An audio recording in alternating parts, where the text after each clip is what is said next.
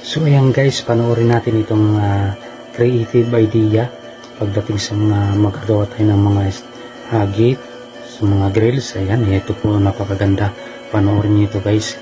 Talagang mayroon kayo matutunan dito sa mga design na to kung paano siya ginagawa. So ayan, panoorin po natin. Ayan napakalupit. Napakalupit talagang paggagawa niya guys. So very creative idea nga ginagamit natin ay mga mano-mano lang. So ayan, napakalupit ng mga tools na ginagamit nila is puro lang din improvise. Talagang lupit. Malupit talaga itong mga to gumagawa.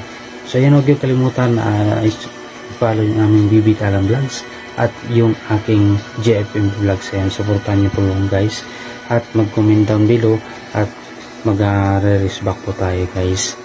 Ayan. Yan, napakalupit to. Talagang napaka-creative niyang idea na yan pagdating paggagawa tayo ng mga gate. Meron tayong